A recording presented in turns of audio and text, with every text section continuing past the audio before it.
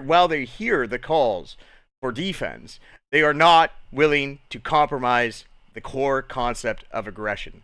So as long as that continues to be the case, you will not be heard, right? So we need to use our voices to get out there, criticize this game, maybe cut your playtime if you really can't stand it, because that is something they pay attention to.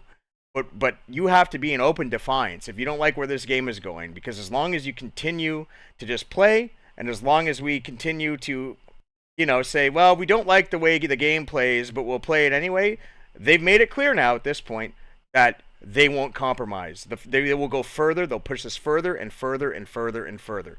They think they have all of the hardcore players in their back pocket, and they think that they can control the way that we enjoy Tekken.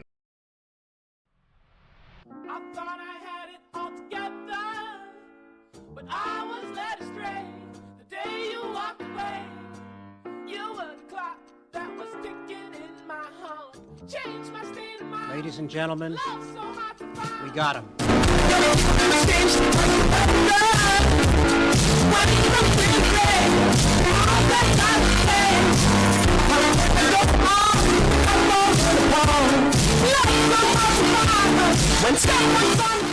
So that original clip was 48 hours before Season 2 even dropped.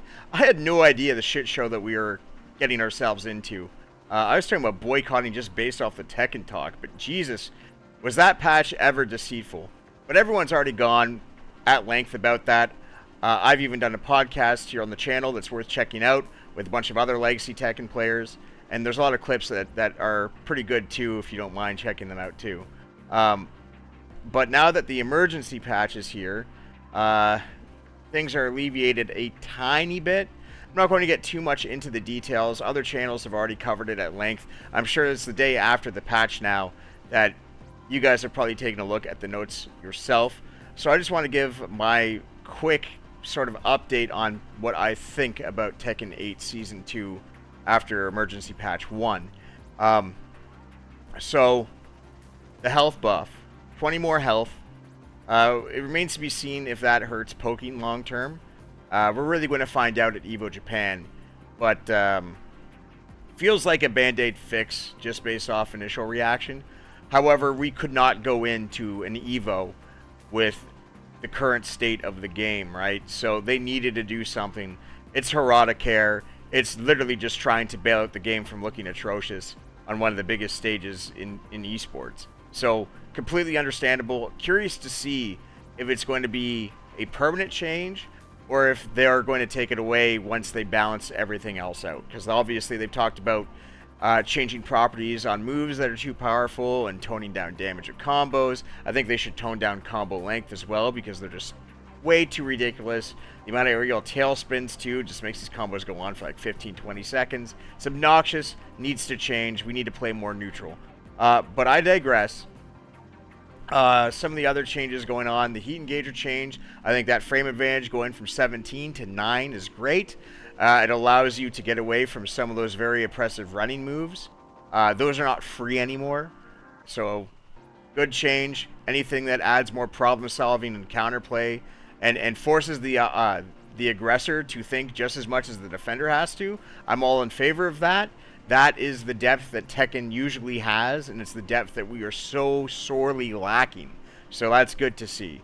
The biggest thing, though, even beyond like the chip damage nerfs, which are also great, just delete chip already. The biggest thing for me is the amount of +4 on block that I saw. That is very promising. Why? Because +4 on block is very significant for one reason, and that is that sidestepping and sidewalking takes 6 frames to start up. So if something is +4 on block, you can start considering to sidestep or sidewalk things like jabs or down forward ones. When you get into that +5, +6 range, your movement laterally becomes a lot more limited. So, hallelujah, someone on the team that is now making decisions understands why +5, +6 is obnoxious and overpowered in a Tekken setting.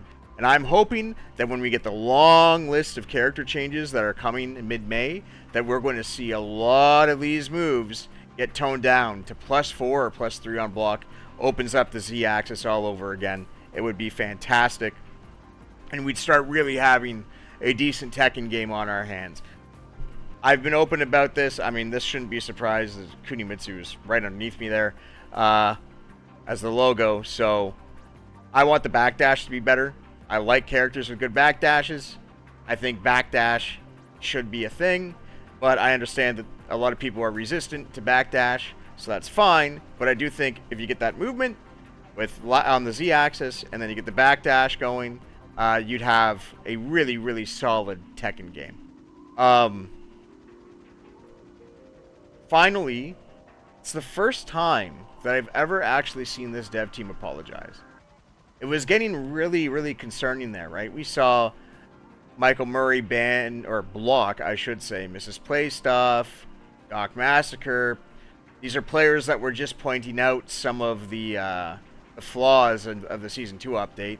And I understand, stressful time, I get it, but when people are trying to help you, it wasn't a good look whatsoever. So to see everyone sort of come up on the dev team, the two main guys, Murray and Nakatsu, openly apologize, show a little humility to the community.